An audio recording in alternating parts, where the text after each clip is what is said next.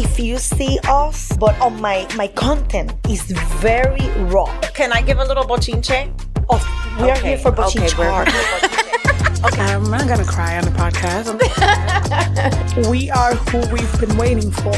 Your original question was around the challenges, right? Yes. Because I really want to talk about money. Let's go. Let's talk about that cheddar. Talk about money. Dinero. Hey. I told you to use the bathroom before we started. Here's the thing. Omi gave me the best resource when I first started.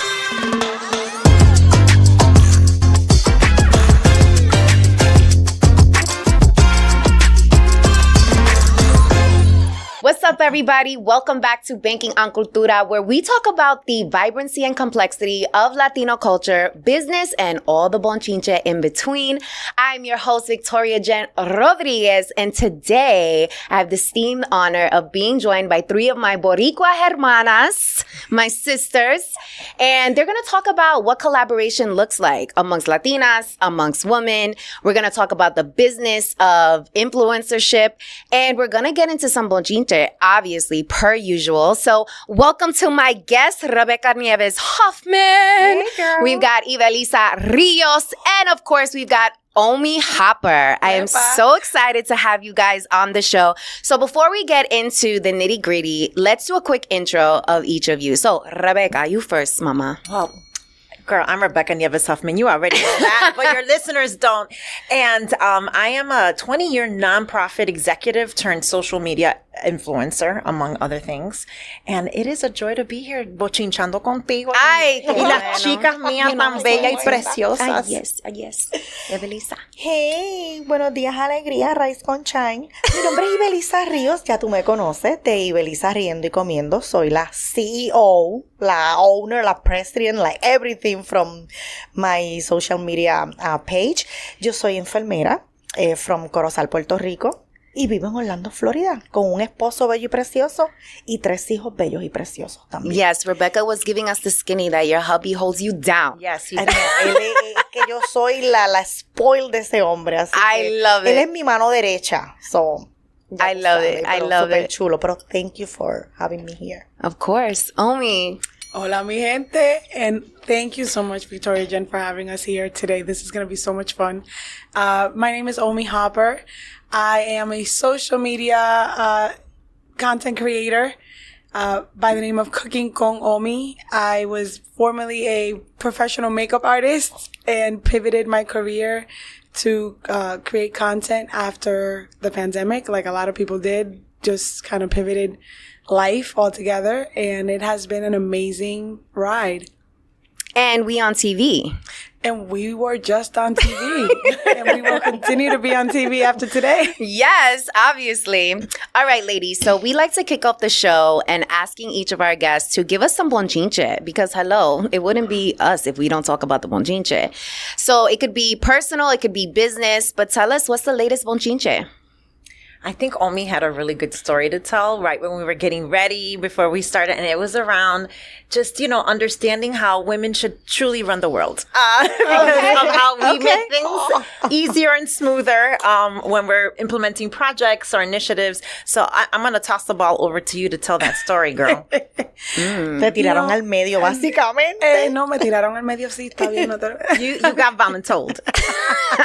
No, listen, I do feel that there are many moments in my life, in my careers. Yeah. I've had multiple careers. I'm on my 3rd career now, right? Yeah. Content creation. But in my careers, I felt many times in a room full of the opposite sex that just do not understand what I'm trying to do or say when it's really very simple. So simple. It's so simple. And I get another woman in the room and they know exactly what I'm talking about. Mm-hmm. And we could literally solve world hunger.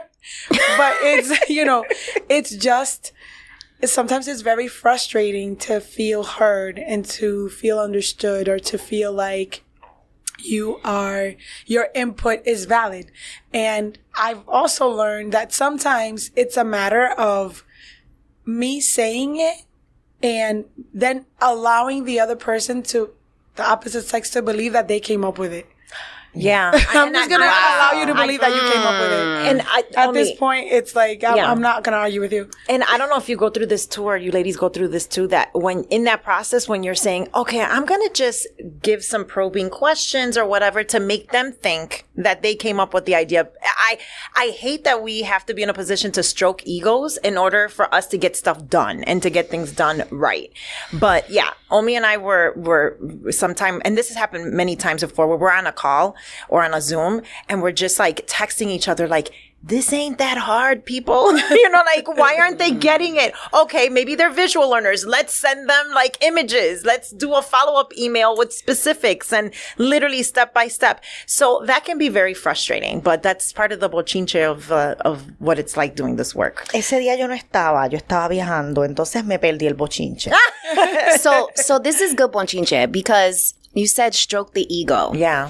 And my belief is that the reason why this continues to happen is because we continue to stroke the ego. Like, we continue to play that game instead of allowing, we can say men. I know we've been saying the opposite sex. Yeah. But everybody, believe me, everybody are clear that we are talking about. But we love men. We do. They are our allies and we love y'all. But just like, there's certain things ladies can improve upon. There's certain things men can improve upon as well. Right. And I truly feel like because we continue to stroke the ego, we continue to allow this nonsense to go on, thinking that we have to, and that's the only way for us to make it. So how do we create that shift? But here's the thing, Victoria, there's sometimes you're in a position where you have to stroke the ego because it's related and tied to you getting your money. It's related and tied to your brand. And, if like, let's say, for example, you got a big event that's coming up and you know that it's a beeline to disaster because the people that are setting things up are not going to present you in the way that you want to be presented and eyeballs are going to be on that. Well, then I have to protect my brand. So if I have to stroke the ego so it's really what I think is going to remedy that is more female CEOs and more women that are in positions of power to like really truly have boards, have staff that are, and this is not to knock all men because I have been in spaces where there are men that are multitaskers. They understand logistics. They understand, how to get stuff done. Yeah. We're also married to them. Pero Yeah, you know what? exactly. Exactly. Yes. We have the perfect example. We have a really nice husbands. Pero if you are organizing something big, like a business or like an event or something like that, get the proper staff. Yes. Get the proper staff. Believe me, when we are organizing stuff for us, we are making sure that we have the right logistic. But in this situation, to them, sometimes tú tienes que pensar como que, Dios mío, se lo voy a mandar, hay que mandárselos a la mamá para que los termine de criar. Yes, and that's y a veces nos llaman feministas. Pero no es que seamos feministas, es que nosotras, aunque no tengamos la respuesta, nosotros buscamos la forma de figure out things. Right. Yo pienso que eso es cosa ya de nosotras innata de las mujeres. Que, yo no sé lo que voy a hacer, no sé cómo lo voy a hacer, pero let's go for it. Right. Y yo pienso que eso, y no es por minimizar a los hombres, Yeah. pero common sense. 2 más 2 es 4. Yeah. ¿Entiendes? Yeah. This is some hot bonchinche, Ay, y'all. Dios I mío. like this Bueno, tú topic. querías My goodness, you want because bochinche. Coge No, bochinche. but you know what? We find ourselves in this work, Victoria, like gravitating towards women in particular that know how to execute well. And I know I'm not going to mention her by name because she hasn't given me permission to do this, but there is a woman that is like our inspiration that we have been we started collaborating with. This is a boss jefa, and Ivelisa was a guest speaker at one of her events, and she got a front row seat to see how she runs things and how she uplifts and empowers women. And that's another thing too, is that our followers on social, they are amazed at the female empowerment that we persistently perpetuate, not just with each other, but with the women we come in contact with. We've always, from day one on our pages, we support small Latina-owned businesses. And it's like a shocker to some people. And they're like, all I see is cattiness amongst women in my community or in my workplace. And it's refreshing to see that. Well, I'm going to be unapologetic that I'm going to continue to try to exclusively work with women that know how to get things done and are about that value. That's right. Yes. So, yeah. That's a great point, Becky, because when we were talking... Is that your nickname for Rebecca, by the way? Is this a hot off the presses? Only you can listen. call her that? Because, listen, I know her as Rebecca. Like, is Becky like VIP? Or? It is VIP in my life. Okay. Because only my family it's so funny because when up until I went to college, I was Becky. Don't be fooled Ahora se by echa the vuelta. rock. I'm still Becky from Oh, Becky from okay. But so when I went to college, you have that light bulb and that awakening. It's a formative time. And I was like, I don't want to be called Becky anymore. And plus, that song came out, I like big butts and oh my God, Becky, look at that. And then all this stuff. And I'm like, I don't want to be. So anyways, I was like, I want to be called by my given name. So then I established a career and then people in my career know me as Rebecca, but then they hear my family calling me Becky. They're like, wait, you're Becky. I'm like, no, only my family and people in the hood that grew up with me, they could call me Becky. But really family and people that are close to me. That's what they call me. Evelisa, continue your thought. Back to the point. Sorry. Landing the plane. I'm landing the Back plane. back to the point. But you know what? We are used to. This is, we are used to having this. Yeah, this is happening to us every day and then it's fine. ¿Y cuál era el point? That's what happens. That's what I was thinking in my head. I was like, damn, I hope Evelisa holds on to that point. No. But she was talking about that female empowerment. Yeah, that the way that we support each other, and the way that our followers, the small business on our page and everything, and we were talking before we start this interview, how amazed is our community with our relationship. How we connect, how different we are, and how we help each other in our brand. And this is something that, to me, they are a blessing in my life because they are like a mentor. They are giving me directions. They are giving me purpose. And when I'm around them, I feel like people said that I have this beautiful energy, pero I feel very empowered having them around me. And if you see us, the most organic, we are organic, but on my content is very raw, very organic. And she does it the best, I think, amongst the three of us. Yes, she does. And can I give a little bochinche? We are here for bochinche. We're here for bochinche. Okay, Victoria, so this is a trip. Yes, we advise each other. And so I love that she calls us mentors, pero a la misma vez, there are times when she'll say, Becky, Omi, what do you think about this reel? When should I post it? Do you think it's good? And we'll give her advice. And at the end, she still does the thing that we told her not to do. Ella rebelde. We'll be Ella like, hace lo que le da la gana. Yeah, she will literally say, okay, so what caption do you think? And we'll give her the caption. She's like, no. I'm gonna do my own caption. And she will just do her own thing. And when we know that, we'll give her the advice, but Eva is still gonna be Eva, and she's still gonna do what Eva does. You know what I like from them? That instead they treat me that part of my life instead of diminish me. Demean, Demean, como criticarlo, Right. ellas me lo hacen como compliment. Mm-hmm. Yeah. And I love that. Constructive criticism. And that's something that out there, people doesn't understand us. And I'm so sorry. I mean, I don't have to be sorry. Our community, most of them, there's a lot of insecurities, a lot of lack of attention, a lot of, they take things personal.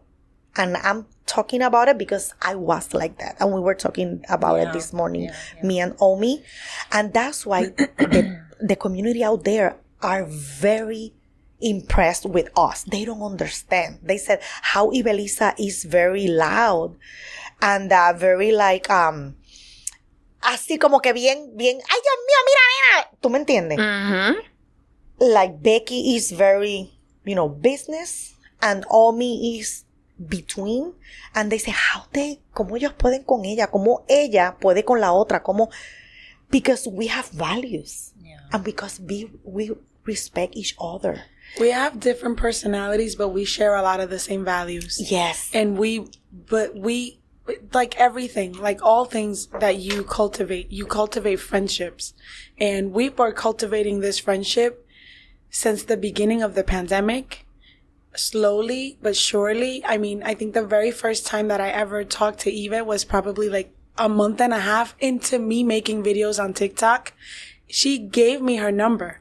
And I'm like, why is this lady giving me her number? But I called anyway. Which one is crazier? The one who gives the number or the one who calls a complete stranger? So, and that was contagious because when I reached out to you, you immediately gave me your cell phone number. And I had the same reaction. I'm like, she don't know me from Adam. Like, how does she? And yeah. Yes. And by the time we actually met in person and like physically got to hug each other and see each other, we already knew everything about each other's lives in terms of family, what our day looks like. You know, we're FaceTiming. It felt like a family member that I finally got to connect with. Mm-hmm. And so for me, when it comes to having a relationship with these women, it's not just the fact that we're colleagues. It's more so that we connected on another level that feels so much like family to and me. Home. And feels home. Like home. Feels like home. It doesn't feel forced. It doesn't feel like work. It doesn't feel like I'm trying to. No,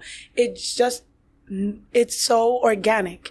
And that is the reason why can I do this with anyone else? I can absolutely work with anyone else, but to have this kind of relationship is totally different, and it is special.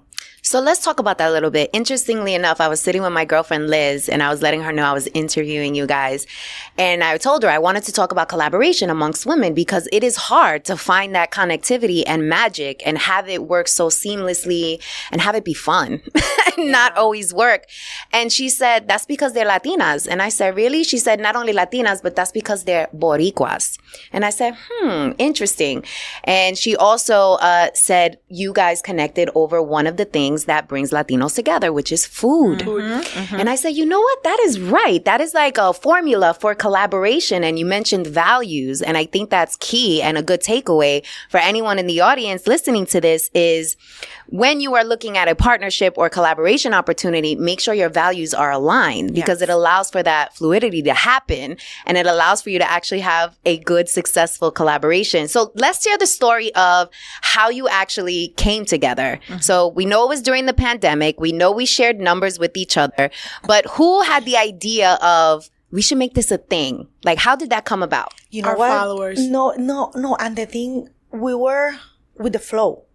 You know, nosotras no teníamos idea que nos íbamos a juntar y que todo esto iba a salir de esta forma. Es como yo digo, tú sigue lo que te hace feliz, sigue lo que te llena, lo que te apasiona y eso te va a llevar a cosas grandes y te va a abrir puertas. Nosotras hemos creado todo esto sin darnos cuenta. No sabíamos, nosotras no dijimos vamos a colaborar. We never talk about collaboration. We never talk about having this trio together, having all of this opportunity. We never talk about this. Never has this plan. Organically. It happened organically, but most importantly, the people who watched us, right? Our community. The first time they ever saw us together, which was when these ladies went to Rhode Island to come see me. In December 2021. In December 2021, they came to see me in Rhode Island. And it was the best time. When I tell you our social medias collectively blew up. People have given us a nickname. We're Team Rio, by the way. Team Rio, because of them. We're literally Team Rio. Because of our followers. They gave us that.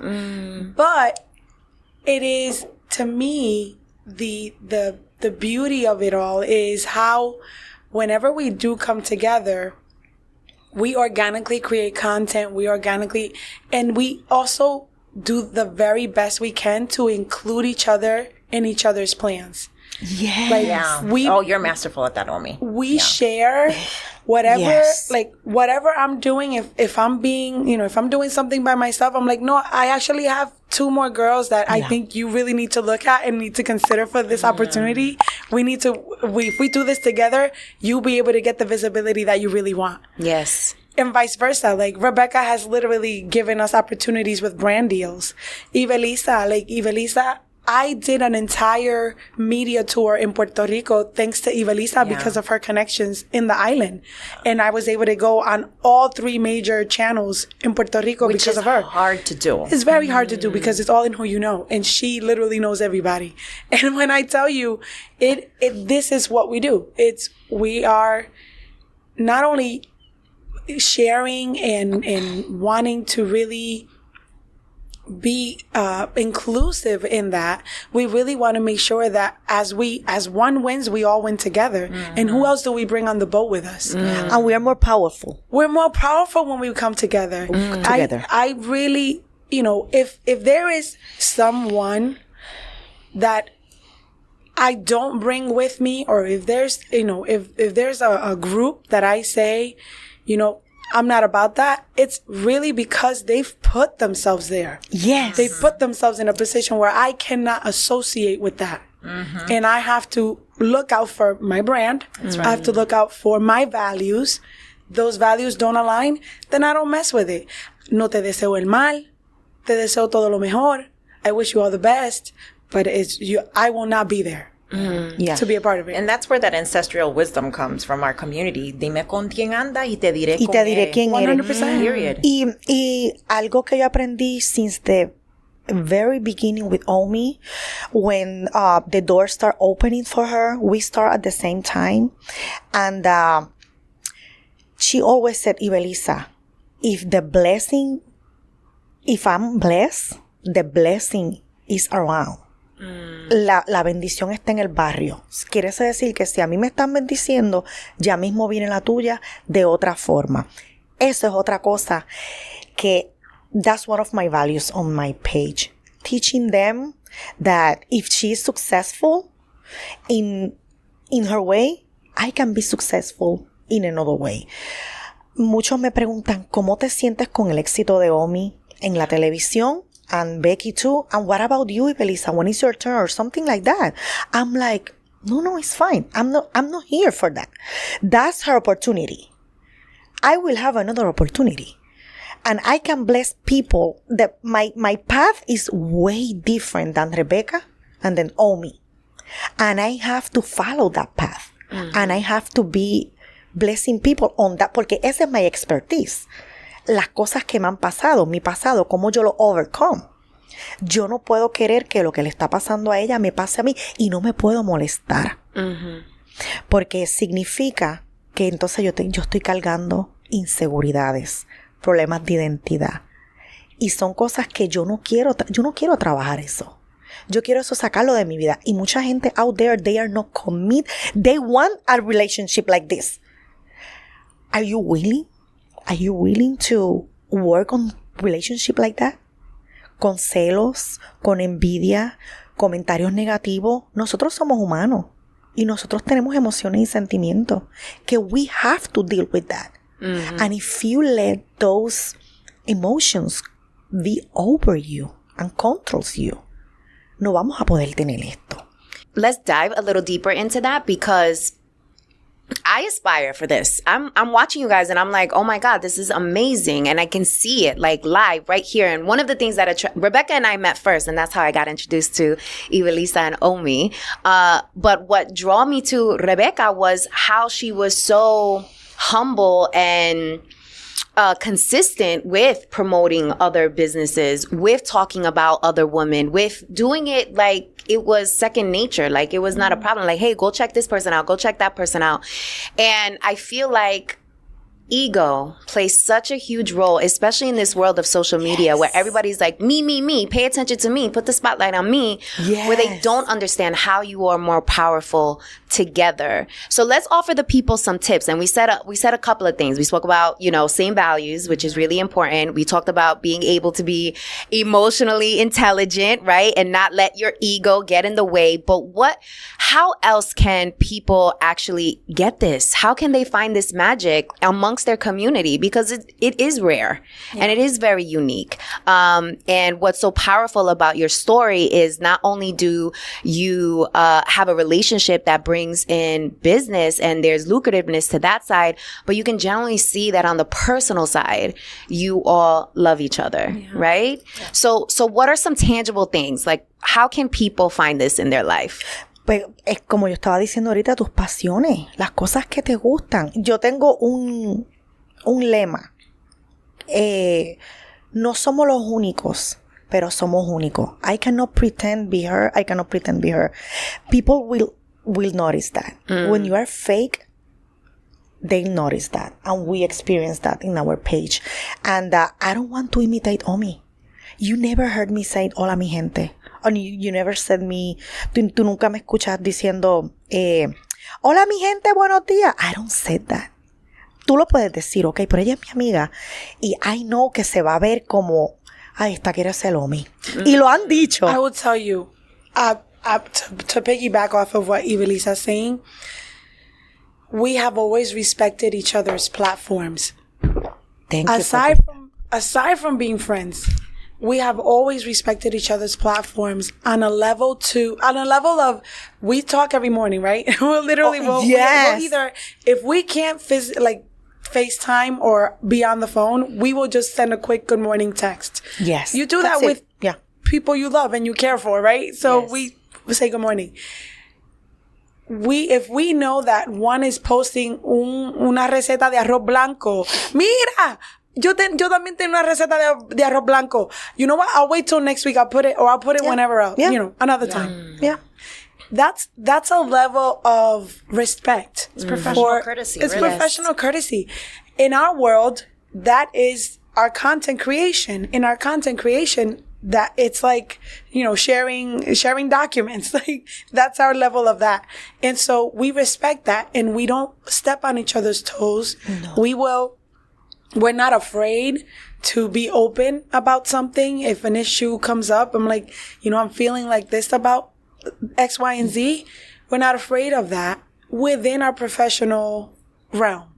And so that is something that, if you are willing to work at that and you're willing to be open to that, you find people with likeness, right? People who have, you know, you attract those people. Mm-hmm. But when you are out here, especially in this world where everyone is an influencer, everyone is a social media influencer, but they're not doing it in a way where it's collaborative, or they're not doing it in a way where it's respectful of someone else's platform.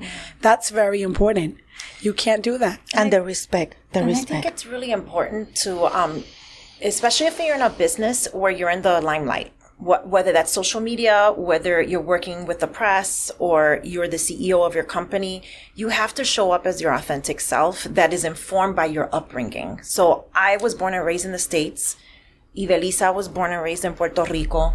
Omi straddled, you know, she started off in Puerto Rico, born and raised there, and at a certain age, at 11, moved to the States. I'm also informed by that. So how does that show up? I speak English dominant on my page, and I sprinkle some Spanish. You know, I speak Spanglish. Omi's Spanish dominant, pero she also does English recipes now. She's doing both. Ibelisa is Spanish dominant, you know, and so that's one of the ways that we differentiate it, because that's our lives. Like, that's how we speak on a daily basis.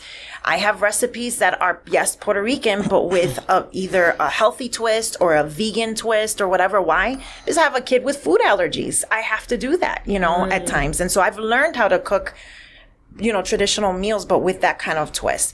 Do I get comments from time to time, especially in the beginning? Eso no es auténtico. Eso es, tú sabes, that's not the way my abuela makes it. No, but that's how I make it at my house. Y como dice Omi, en tu cocina tu manda. Pero sometimes those rules are informed by your life. And so it's not good for you to show up on social media and pretend something that you're not, or cook meals that explore and cook different meals. That's the joy and the adventure of cooking. But don't present yourself as someone that has always done something a certain kind of way. Followers have a very high BS meter. They know and they can feel when something is made up, fake, whatever. Yeah. So your best strategy in anything in your business is to show up as your authentic self, because there's no one like you. And you will attract the people in your community that are like you. Yes. And I feel like it gives me joy when I'm at the airport and I see someone that graduated from like an Ivy League school and is like, oh my God, I'm Puerto Rican and I also graduated from an Ivy League school, and I feel so alone, and your page like allows me to feel seen, with and so I think people downplay the power of showing up as your authentic self because we have these hang-ups about ourselves. And so I've learned through this journey that the way I grew up is a beautiful thing, even with the little twists and turns. And I have a group of people that can relate to that in my community. Yeah. I love that. So I heard a couple of things, beautiful insights. So being your most authentic, unedited self, no fakeness, have respect, and professionalism. Like, you have to respect those boundaries. And by you respecting those boundaries and being authentic and not being fake and having respect, you're able to have a partnership that continues to work. Pero we like to get into the bochinche here. El pero siempre está. And with every good situation, she snapped with there's always, there's always opportunity for improvement. So what have been challenges of the collaboration? We interrupt our program to bring you this important message. Ooh, this is really good. You should know about this. So I don't know about you, but I've been known to procrastinate, especially when things scare the hell out of me. The fear alone would have me stuck, overwhelmed, confused, and all types of self-doubt. And don't even get me started on the imposter syndrome. Okay. After getting laid off, not once, but 3 times, honey, I realized that the security blanket that I made up in my head was just an excuse because I didn't really want to bet on myself. The corporate benefits that had me in that headlock, girl, they went out the window once my job decided that they no longer needed me. Turns out that I'll save a whole nickel if I cut your salary completely. The truth is, the only security blanket guarantee is the one that you create for yourself. In other words, until you start a business, you will always be at the mercy of a company's headcount, and you will never have complete control over your time, which means you'll be renting out your thought leadership and helping build someone else's dream instead of your own. If you've been waiting for a sign, this is it. Don't you think it's time you stop playing small and tap all the way into your power, sis? Click on the link above or below this video to learn my 3-step process, the exact 3 steps that I took to make the transition from corporate to entrepreneurship. And this is helpful even if you don't know what type of business to start and have only one source of income. And this is absolutely free. It is my gift to you. I want you to win. It's winning season. In fact, what's that? It smells like winning season. Okay, so tap in and I'll see you inside the training. Let's go. Oof. Dios mío. Let's get in it. Let's get into it. Yeah. We are now... I'm not going to cry on the podcast. I'm not doing that. Rebecca said something yesterday while we were at the parade, about to turn into Fifth Avenue. Yeah. And she looked at me and she said, "We are who we've been waiting for." And we have been trying to set a table because the table doesn't exist right now. Yeah. We're trying to create that table right now where women who are like us can feel like they have a team that they can trust. They can have an agency, PR, whatever, my manager. We're trying to create that table because the table doesn't exist right now for us. They don't know what to do with us.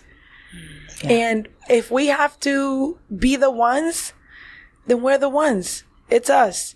And so how do we use our influence and what's happening in our lives right now for the better so that other influencers and other people like us don't get taken advantage of by these, fluky agencies who want to take for themselves and not give anything to the artist or to the creator? That's what we have to do. Yeah. Yeah. We can't let them win. There's no way that we can let that win. Because then no crecemos. No vamos a crecer. No, we're not going to be able to cross over to the other side and show. One thing that I really, really took on, and I took it on really personally, was when after leaving the show, after being on Next Level Chef, first of all, I went in there as a complete underdog. I didn't know if I was going to last a day, a week, or a month. I lasted the whole month, and I made it as a semi-finalist in a competition full of professional makeup artists, full of professional chefs, all with the knowledge of my abuelita's kitchen. Okay? When I came back, and I had already kicked into a gear that I did not know I had within myself. And I was like, how do I keep this gear going? This gear has to go to another level. How do I now incorporate mi gente? Not just from watching, but creating an experience for them where they feel seen, they feel heard, and they feel like they have power. How did they feel seen? Obviously by me being on the show. How did they feel like they were a part of it? I made an opportunity for watch parties and for meet and greets in 5 cities. And then how do they feel heard? Fox they now know who we are. Yeah. Yes. They know who we are. It's no longer just going to be the Mexican cook as the only Spanish cook in a show. Yeah. Because we bring a lot to the table. But I gotta give you some credit, Omi. At those watch parties, before the show would start, the episode would start, you told our people, listen, they gotta have, the only way they're gonna see and hear from us is if when you're posting on social, you're tagging Next Level Chef. You're tagging Fox. All the time she said that. She always had a call to action, and this is a stumbling block for a lot of Latinas, that they tienen como miedo de pedir. You know? Yes. They're afraid to ask. I'm always encouraging my community. Yeah. Tú no tienes porque tú no pides. Porque tú no pides. People are mind readers. Yeah. Her giving that call to action to our community saying, tag them.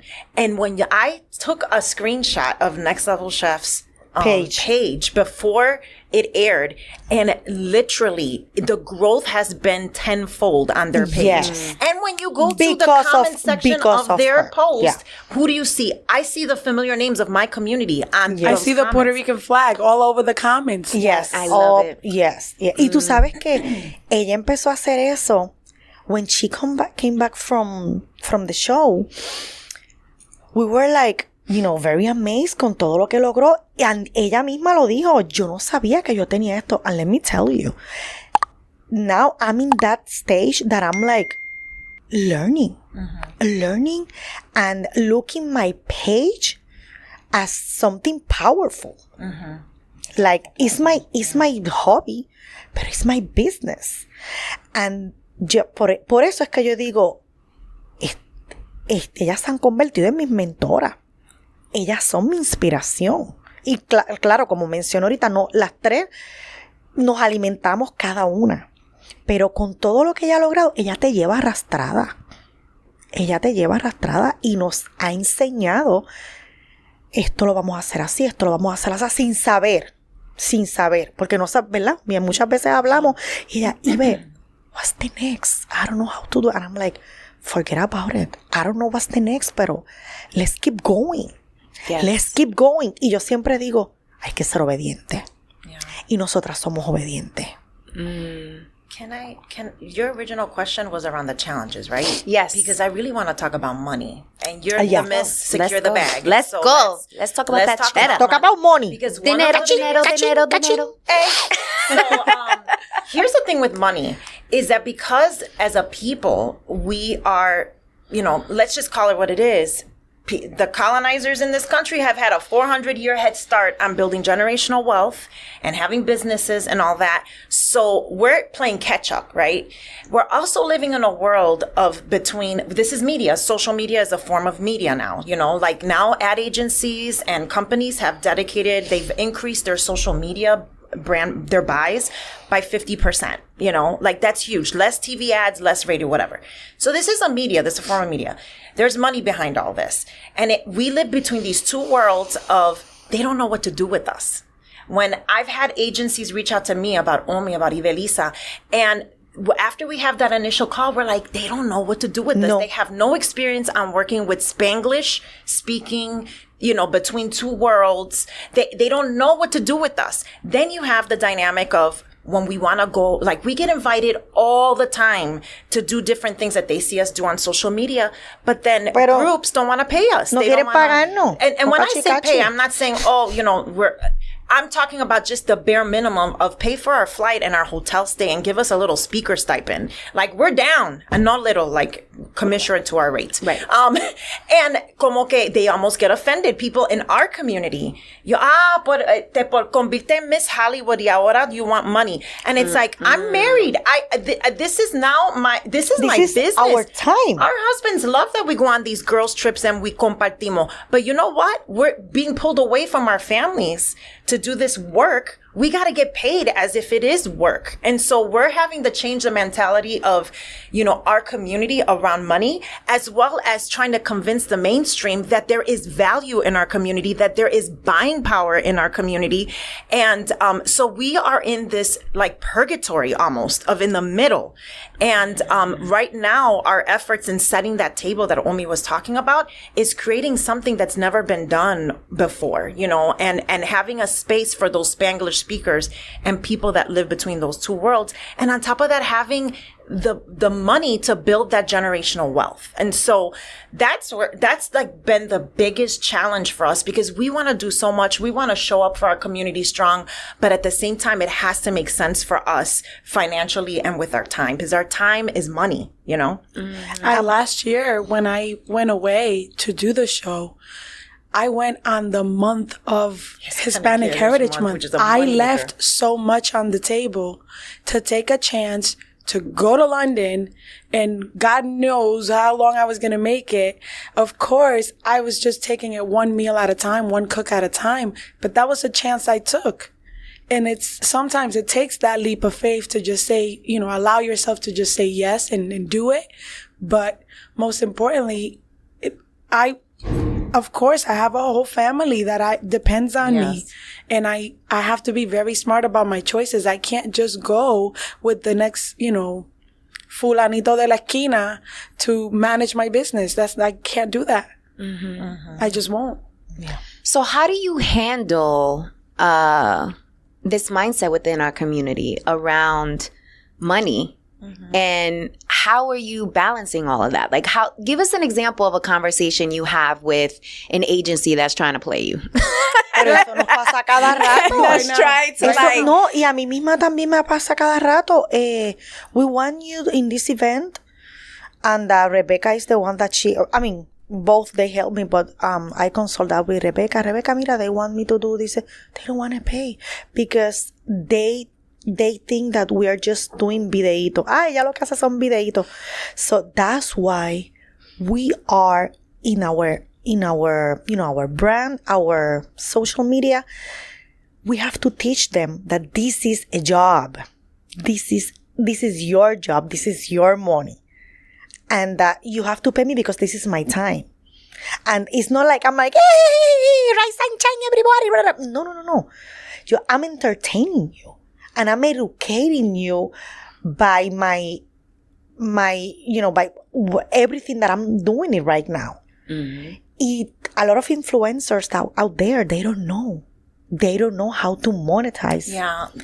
And they don't take this as serious as we are taking it. Yo me lo he aprendido.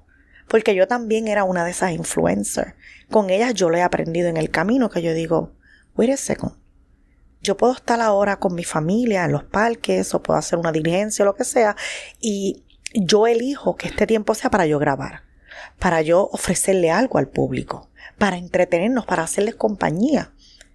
Y lo que estamos haciendo ahora mismo es enseñándole a ellos, esta es una forma de nosotros ganarnos la vida. Right. And you have to pay me. When you enter this world of social media, in calling yourself an influencer, let's say one video goes viral for you and you got that one video that did really, really well and it got you millions of followers.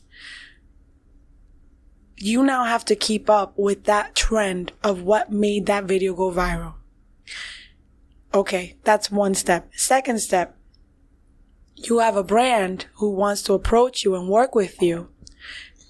You now have to provide this brand with this content, whatever that may be, and they're going to put a price tag on you. And some people believe that whatever lowest number is given to them by this company, by this brand, is an okay number, and they accept it. Therefore, it gives brands and agencies the green light to say, oh, well, then that's how much we should pay everyone It's like else. a comp. You know, when you sell a house on the block and you say, what are the comps? That's what brands do. Well, we got this other Hispanic food influencer to do it at this rate. So we're going to set the rate. That's why, you know, I've had conversations with, and I love this, that some, you know, Puerto Rican food content creators feel comfortable enough to reach out to me personally and say, listen, I'm getting a call from this person, this brand. They're offering me this. And I vividly remember with one in particular, I had a conversation. He had a platform that was 3 times my size. And he was getting paid literally like not even a tenth of what I was getting paid on my brand deals. And when I told him how much certain brands were paying me, mouth dropped on the floor. Yeah. And I'm like, Papito, you got to set your rate and you have to advocate for it. Can we talk about that number? Because I like to talk about numbers. Yeah. Because it's really easy to, you know, say, oh, there was a difference in price or you should go for the most. But if you don't know what the most is and you don't know what that ceiling is, it's difficult for you to make that ask. So on average, what do you believe influencers should be getting paid? Well, it's scaffolded because it all depends on some important indicators. Yes. What is your engagement rate? Because there are some people out there that have a huge page, but when you go into the comments, 10 comments. 10 comments, and you don't even see the creator engaging with their community in the comments. So there's the engagement rate. There's also, people think that it's about having the numbers about the following, and it's not. It's the engagement rate. You're more valuable. You're more valuable with engagement than you are with numbers. You're more valuable with the audience that, like, literally will save your content, comment in your content, and will share that content as well. Yeah. You're more valuable to the brands that way than you are with having a million followers. Yeah. You don't have to. She's raising her hand. Que yo tengo que ir al baño. I told you to use the bathroom before we started. I know, pero me puse a beber. Let's pause here. She probably has to cagar. That's probably what she couldn't hold it. When she pointed to that coffee, I knew exactly what she meant. Oh my God. We interrupt our program to bring you this important message. Ooh, this is really good. You should know about this. So I don't know about you, but I've been known to procrastinate, especially when things scare the hell out of me. The fear alone would have me stuck, overwhelmed, confused, and all types of self-doubt. And don't even get me started on the imposter syndrome. Okay. After getting laid off, not once, but 3 times, honey, I realized that the security blanket that I made up in my head was just an excuse because I didn't really want to bet on myself.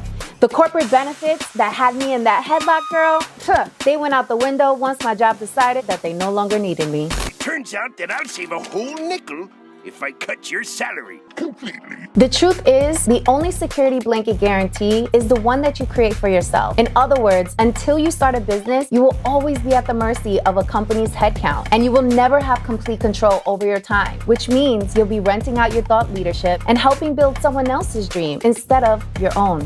If you've been waiting for a sign, this is it. Don't you think it's time you stop playing small and tap all the way into your power, sis? Click on the link above or below this video to learn my 3-step process, the exact 3 steps that I took to make the transition from corporate to entrepreneurship. And this is helpful even if you don't know what type of business to start and have only one source of income. And this is absolutely free. It is my gift to you. I want you to win. It's winning season. In fact, what's that? It smells like winning season. Okay, so tap in and I'll see you inside the training. Let's go. we were talking about the money behind brand deals, and I really wanted to get into the numbers because numbers are important. And Rebecca, Omi, you were telling a story about how folks need to understand that engagement is priority. Yes. Yeah. And that is more important and significant than your actual follower count. And Rebecca, I know you wanted to build on that. So let's break it all the way down for the people, because we like to give tangible takeaways, things that you can execute on right away to secure the big bag. So vamos.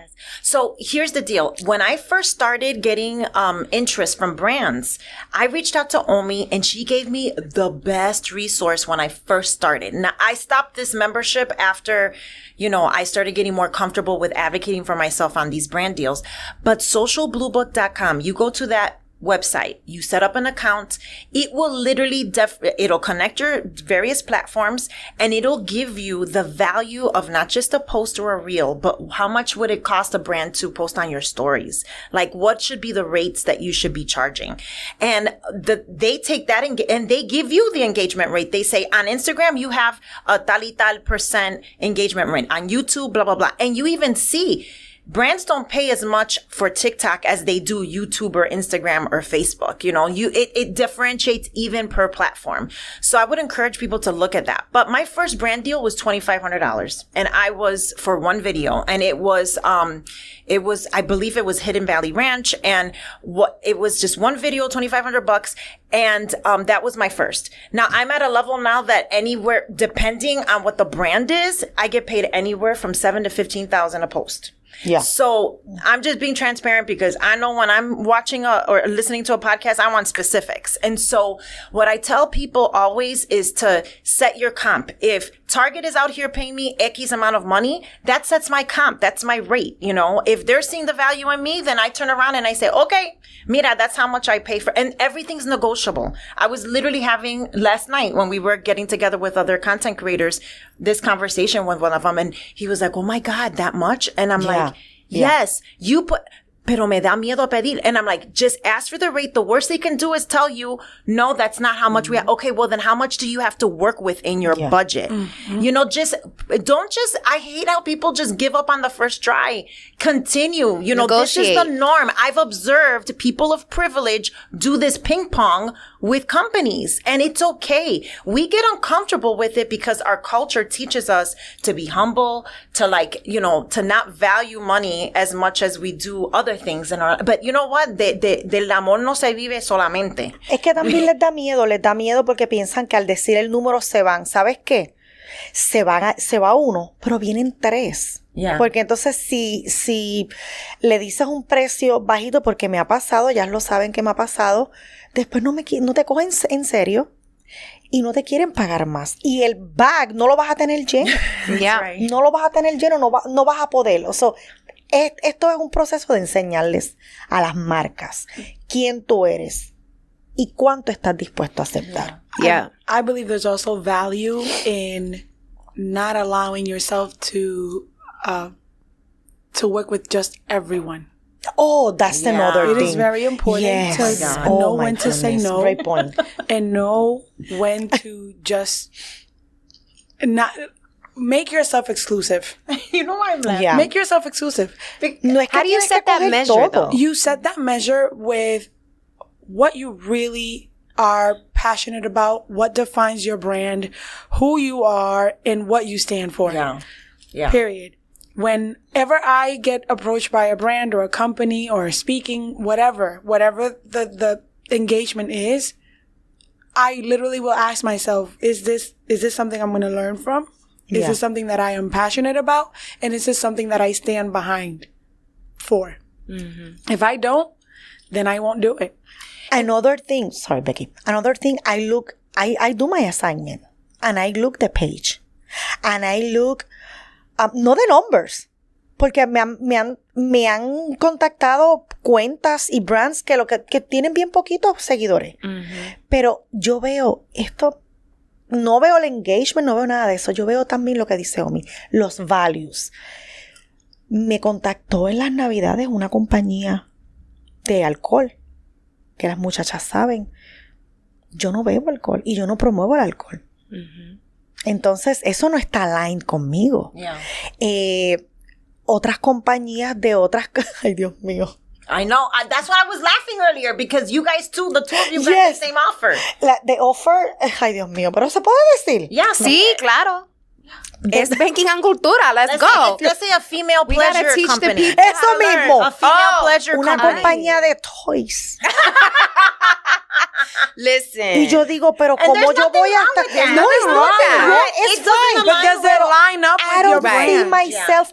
And the money, nena, the amount, and Can you everything. imagine one of us showing up with a dildo on our page? And hey, mira! Or a little rose. Exactly. Because Because you of want this. to have, you want to enjoy the pleasures of life with your food and your rose. Like, really? Like, come on. And let me tell you, no, don't get me wrong. Okay, está bien, pero yo no lo voy a hacer. Right.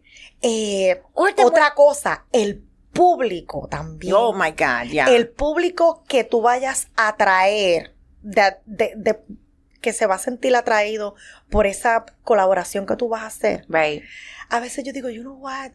I pass. Ay, Ibe, that is such a good point.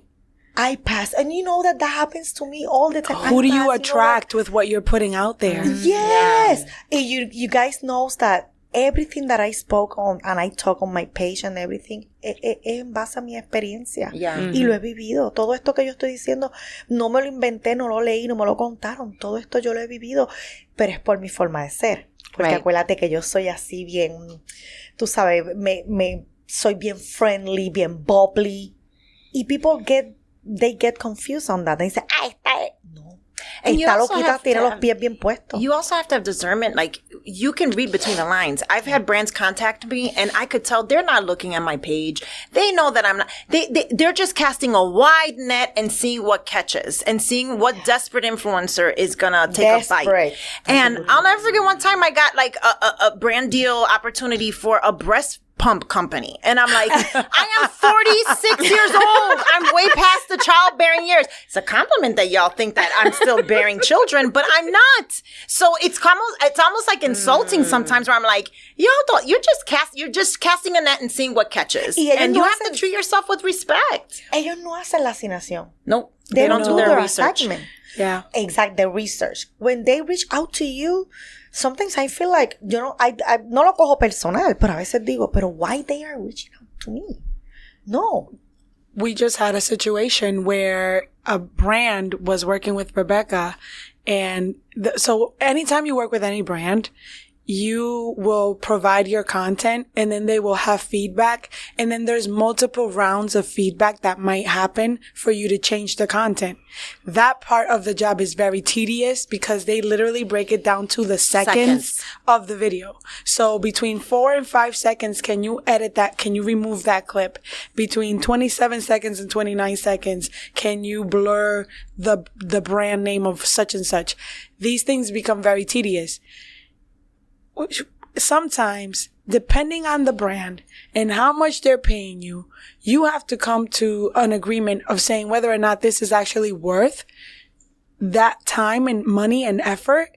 Because again, they didn't do their research in knowing how you operate. show your content, how you operate. Yes. Clearly, if I say, hola mi gente, ven pa' acá que te voy a enseñar. If you can't hear me saying that on my videos, then you didn't do your research as a brand.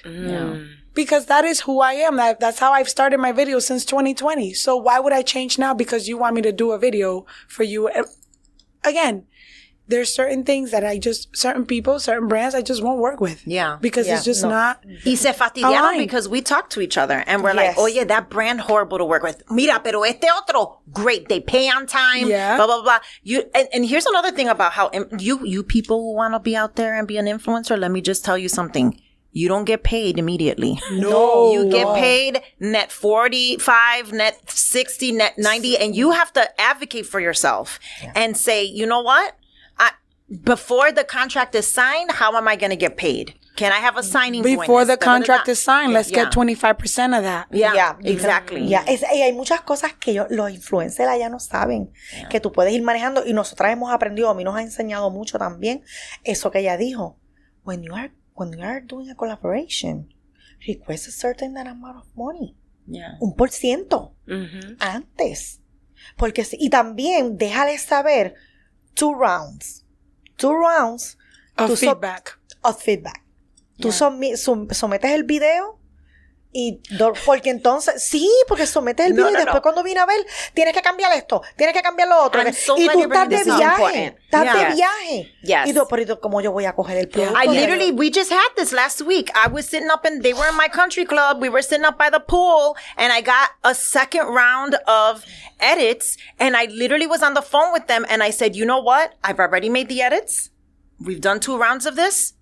I've taken it to where I'm on my way to New York. I'm not going to be back until Tuesday, and we've already made the edits. So I'm happy to walk away from this. This doesn't seem like it's a right fit. And I just rather cut my losses now and just be honest that I'm not going to provide you more than what you've already asked for. That's beyond the scope of work of the project, period. Porque la gente se abusa, you know? yeah. Esa es una forma de darte a respetar. Yeah. Or even not setting certain things in place. When a brand doesn't set certain things in place, such as, okay, I've given you the rounds of edits that you've asked for. You have not gotten back to me whether or not this content is good. And then all of a sudden, out of the blue, on a Tuesday, you say, okay, the brand said, yes, go ahead and post. Well, guess what? The conversation on my platforms right now is not about this. The conversation I had a brand who wanted, while I was on my tour of these watch parties and meet and greets, they had not gotten back to me in weeks. And when they finally got back to me, I'm like, I can't post this today because the show airs tonight and the conversation on my platform is not going to be about this. Yeah. I will post this on Sunday. If you trust me with my platform and that I know my audience, because that's another thing. How well do you know your audience? Yes. I know my audience well enough that if I would have I'd put that video on that day, they're going to be like, hello, what about the show? What happened? Exactly. During the meet and greet and the watch party and blah, blah, blah, blah. So that in itself, you are the expert of your platform. Yeah. Yes. And that's one thing that, and I know we're talking about all the challenges, but I have had brand deals. Like I'm an ambassador for Target. They give me complete creative autonomy. Hardly ever, I don't think I've ever made any edits. They love the way I produce my content. And then on top of that, the timing of the post. I tell them like, hey, listen, on this day, blah, blah, whatever you feel is best. I love working with brands like that. Yes. It's like, if you truly love my page and you love what I'm about, you're going to let me have creative control of my content. Right. You got to trust me. Yeah. A couple of key things came up that I want to drive home. So terms and conditions, having your own terms and conditions and providing the direction. Don't always wait for a brand, a potential client to tell you what they want, right? You're the asset, right? You're the value add. They need me. Right. They need me more than I need. Exactly. Yeah. So you set the terms, when you get paid, how you get paid, how many edits you're going to do, what your intellectual property can be used for, right? Exclusivity, all those things. One of the tips that I use and that I like to offer a lot of the women that I work with is when we're talking about payment, I always say, ask them for 50% upfront. And 50% after the project, after the delivery, after the execution. And if they allow that to proceed, add an additional incentive and say, if you don't want to do the half and half, I'll give you 10% off the whole price if you pay me in full. Ooh, good. That way. I like that. Right? It's an incentive. And so they feel like, their first initiation was like net 30, right? That was their first start, right? Yeah. Net 90, whatever it is. But now that I've given them this incentive, everybody's crazy about budgets right now and they want to save money. So here you go. Here's a little carrot. You want some of this? Here you go. And usually, I would say 8 times out of 10, they're paying in full upfront. I'm going to use that tip, Victoria. Yeah. Use the That's a good tip. one. Listen. Absolutely. Use the Nothing tip. beats a fail like a try. Okay. Use Pero the tip. You see? Use the tip because these brands or organizations, right, they do have financial policies in place and they do like to, they have their own terms and conditions as well. It's usually being pressed by the financial department that's setting those standards. But remember, they need you more than you need them. They're coming to you. So you set those terms. This is how I get paid. This is the formula. This is the process. You need to work on my framework, not the other way around, right? And that's a mindset shift. It's the same thing around mindset, money scarcity, that mindset, money scarcity of not asking for your money in advance or not asking for too much. It's the same thing of playing their game instead of understanding that you are your own entity. Just like they have their procedures and processes, so do you. That's right. That's right. No, y no sentirte intimidado. No sentirte intimidado. Y es algo que en el camino lo vas a aprender. Yeah. Y ya cuando te tienes respeto a ti mismo, sabes cuánto tú vales, se lo dejas saber desde el principio. Y como estábamos hablando, si ellos te van a, las marcas te van a reconocer y te van a querer por lo que tú ofreces y lo que tú eres. Tampoco te van a querer por lo que tú eres y lo que tú ofreces. Right. Entonces tú eres el que sabe cómo vas a llevar la página, cómo vas a llevar el contenido. Cuando ellos me dicen, mira, vamos a hacerlo de esta forma, y tú me ves a mí como que yo quiero que postees esto el viernes a las 5 de la tarde. El viernes a las 5 de la tarde a mí no me va a funcionar. Ya yo conozco mi audiencia también, como dijo Omi. Yeah. So, confía en mí. Esto yo lo puedo poner el domingo, bien temprano. Esto es una receta de desayuno. El domingo a las 9 esto créeme que va a ser súper bien. Y darte a respetar, poner tus valores primero. Right. And límites. Yeah, and one thing that's important is that when you are establishing your terms and conditions and you're growing in your business, sometimes you come to a point where you realize you have to hire help. Period. Yes. Because you know what you know and you don't know what you don't know. And when I started getting these thick contracts and I was like, I don't know, I might be negotiating against my own self-interest here. I hired, for some projects, I hire an attorney. For some projects, I hire, I bring in an agent, to like do that. We have a social media manager because legit, the DMs, people get we love interacting with our followers, and up until a certain point, when you get a certain amount of followers engagement, it becomes overwhelming, and so we still, of course, can never shut it off. We never shut it off, and we're still obviously commenting on our posts and our reels and all that good stuff. But when it comes to the DMs, where sometimes brands reach out to you in the DMs, so you have to be pendiente on your requests and your general side of your inbox to make sure that you're I remember I was in the Dominican Republic chilling. And I finally caught up to my DMs, and some big brand reached out to me.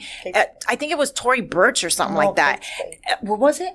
Kate Spade. Kate Spade. Thank you. I love how they remember my son more than I do. They're cute. And I'm like, so I immediately reached out from the DR to the casting person, and they were like, "Ay, nena, we sent that to you a week ago, and we already casted the influencers we're going to work with." And I'm like, because some of this stuff moves quick. So what did we do? We hired a social media manager that she helps flag those kinds of opportunities for us. But again, if you're reviewing contracts, this is new for you, don't be afraid to hire specifically an entertainment attorney, because there are a lot of attorneys out here that are hustling. And you got to get someone that knows this realm. And it's really important too that from the social media aspect, hiring that social media manager was really important for helping us to keep track of what our performance is within our pages, because I go through periods where life is lifing. Yeah. And I may not post. So what do I need to do? What should be my next post? What should I be, worried about for the next week? And that's okay. Just because social media is our job doesn't mean that it's our life. Yes. And we need help. We do need the help. And I'll never forget, another value of having a social media manager is when we were in Chicago, that's when the forest fires in Canada were happening and making the skies in New York, untenable and orange. I'm sorry you went through that, Victoria. Were you still in Costa Rica when that was happening? No, I had just came back, and I was like, this is great. Our social media manager said, Oye, everybody is on all 3 of your pages in the DMs asking, are you all still going to New York? And so we had to, we were so busy engaging with our commitments in Chicago that we missed that, but she caught it, and it allowed us to be responsive to our community. That helps your engagement rate for people to feel seen and heard in the comments and in the DMs. So that's just, a little tip there. I love that. So, okay. So a couple of things. What I love that you all spoke to was, don't be thirsty. mija, drink some water. Yeah. Don't be thirsty because it might work against you than for you. Yeah. And even though you're struggling to make a check, understand that if you go in and you put in a rate that's lower than what's at the market or that's lower than what these companies are used to seeing, of course, their business, they're going to go with the lower offer because they want to save money just like you would in your business.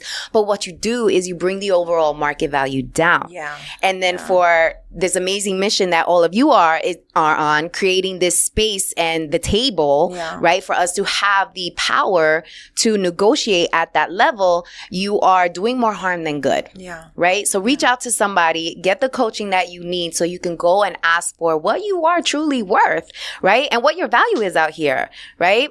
So I love that. The other thing I love that we said was, I think this engagement piece, I want to take a deeper dive into this because I think it's so important.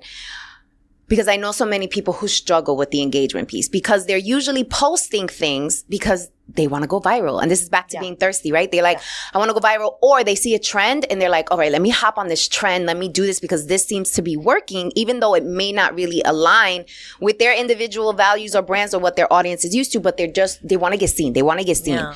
So can you offer some insight into A, how do you increase your engagement? What does that really look like? And how do you break away from the natural urge to hop on a trend because you're just trying to get views because you believe that that's how you're going to drive engagement? Yo siempre digo que... Oh, ¿tú quieres? No, go for it. When my followers, they see me, they said, oh my God, I feel that you are my friend. Like, it's because I'm connecting with them. They feel heard and they feel that they know me. That's what I'm knowing, that I'm doing something good. Y yo me aseguro que yo les estoy ofreciendo a ellos lo que ellos están esperando. Yo no soy, las muchachas saben, yo no soy de trend, de los sound trends. Sí, los uso, está bien. Pero I don't get overwhelmed on that porque es lo que no va conmigo. Entonces, ¿cómo me mantengo? Lo que trato de hacer es estar consistent. Todo el tiempo estar consistent. Y tú conoces tu público. Muchos se dejan llevar por el número. ¡Oh! Tiene más de 1 millón de seguidores en todas las plataformas. Oh my God, look at that. Okay, how are you going to manage them? Right. What are you going to do with them? Are you connect with them? Tú dejas que las personas se queden ahí viendo tus videos. Yo sé que la comedia a mí me hace bien. Porque ya yo de por sí, eso es parte de mí. La inspiración también por mi pasado, por mi situación de alcoholismo, que todos saben que yo lo superé. Muchos conectan conmigo por eso. Más la comida, que es simple. Comida simple, fácil. Y ya yo sé que ellos esperan eso. Ya yo más o menos sé. Y el día que yo no quiero postear, I don't post anything. And because the engagement that I have with them is very good, they still waiting on me. Y no siento este deseo. Al principio, cuando empecé a hacer las redes sociales, era todo el tiempo ahí, thirsty, like, no more. No more, because like Omi mentioned before, I have life and I need to take a break of my mental también, my mental situation. Y cuando no quiero, dejo el teléfono y sigo. Y entonces me voy con los stories. Hey, estoy aquí, estoy lo otro. Para que ellos sepan que they have me over there. And that's it. People relate to videos and things that they feel like it's their lives. When I first started, I didn't know what the secret sauce was. I had no idea what the secret sauce was. I had no idea why I kept growing in numbers. I had no idea. I'm like, what am I doing? What am I doing? What am I doing? What I was doing, and I kept hearing it, was I was connecting to a part of someone's life that reminded them of someone they might have loved and lost. Or I was connecting them to their culture. I was connecting them, to, maybe they don't know a lot about the kitchen, but en tu cocina tú mandas, so tú haces lo que te diga tu corazón. It's okay. You don't have to have brand new pots and pans to create a platform and start cooking on, social media. My calderos are still the same calderos I had back then. I don't care. And my videos are not overproduced. I still do it with my phone. I do it I figured out that what was connecting with my audience was the fact that they could see themselves in me. They could see themselves in the kitchen, cocinando, cantando, bailando, gozándose en la cocina. Yesterday, when we got on our Jeep, we were on the convertible Jeep. Yesterday was the Puerto Rican Day Parade, by the way, y'all. That's what we're talking about. We weren't supposed to bring it up. But, no. It's okay. That was a monumental moment. And shout out to you ladies for inviting me to be a part of that because it was absolutely amazing. And I really appreciate you guys. Okay, back to you. We connected with the driver of the Jeep. Oh my God. And first of all, she started crying when she hugged us and saw us because she said, I lost my husband right before COVID. And I thought my world was ending. And you three brought me back to life. You brought me back to life with your videos. He used to be the one who used to cook. Now I cook. And I remember him through the foods that you've taught me to make.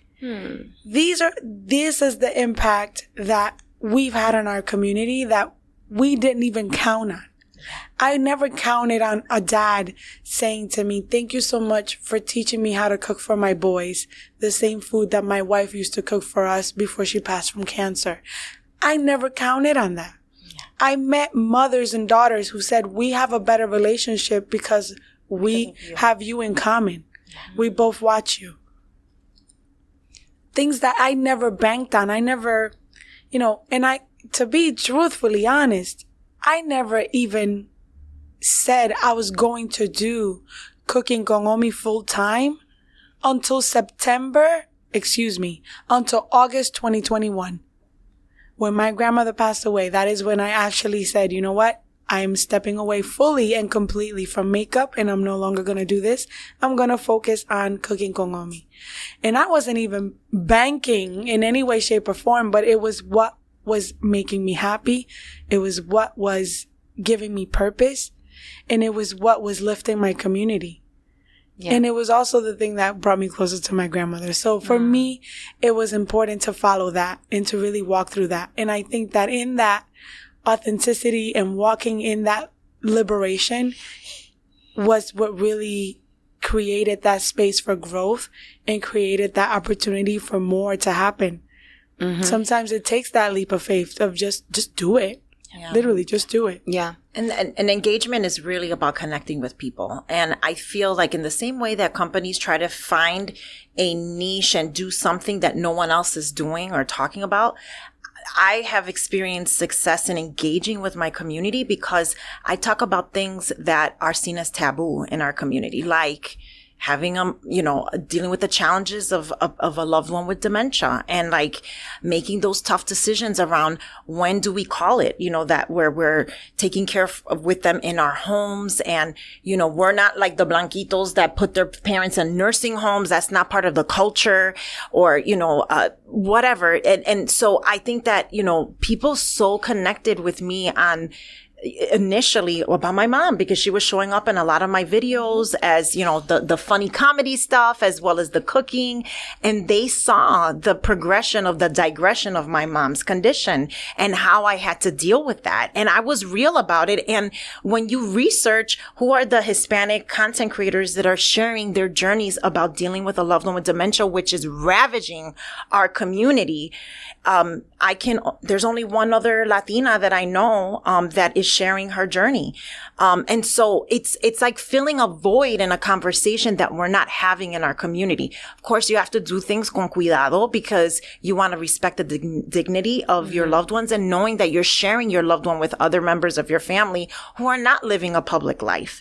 And so that I really think engagement is also about talking about things that need to be talked about, but that because of the culture or whatever, is not spoken of, because it might be an embarrassing subject or one that may position you in a certain kind of light. But little do you know that there are people that are really hungry for that information and those resources.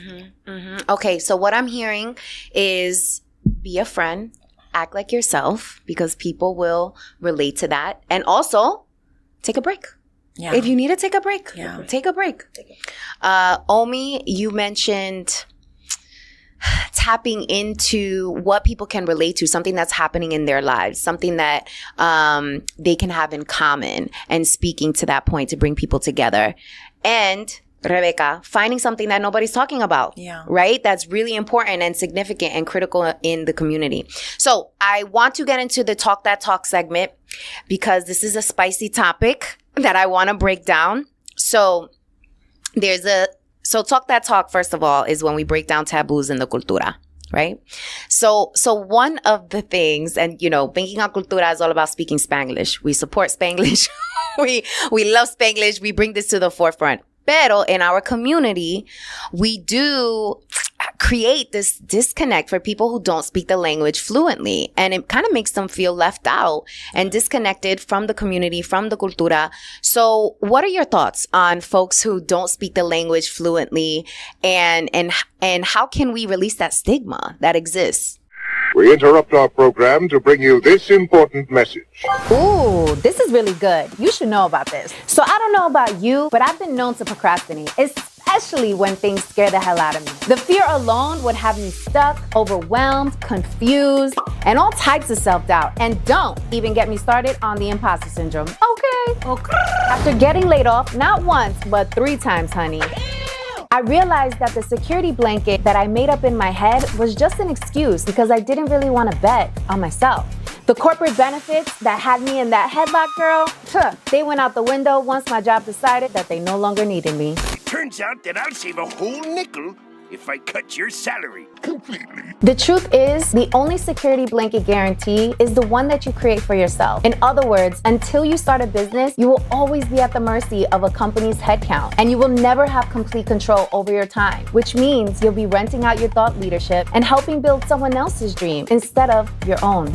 If you've been waiting for a sign, this is it. Don't you think it's time you stop playing small and tap all the way into your power, sis? Click on the link above or below this video to learn my 3-step process, the exact 3 steps that I took to make the transition from corporate to entrepreneurship. And this is helpful even if you don't know what type of business to start and have only one source of income. And this is absolutely free. It is my gift to you. I want you to win. It's winning season. In fact, what's that? It smells like winning season. Okay, so tap in and I'll see you inside the training.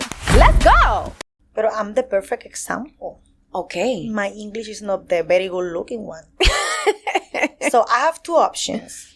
To stay in my house and continue speaking Spanish, and or go ahead, go for it, y tratar y seguir hablando. Y cuando no me sale el inglés, pues no lo hablo. ¿Entiendes? Pero también a la comunidad yo les enseño que it's okay. No te tienes que sentir menos por no hablar el lenguaje fluent y sentirte cómodo en tu own skin, como dicen.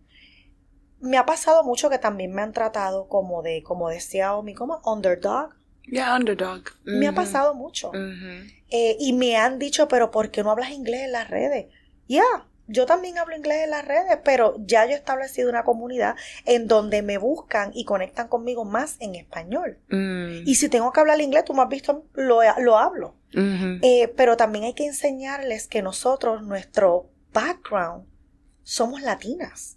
Y nuestra primera lengua es el español. Right. Y el hecho de que tú no lo hables perfecto, it's okay.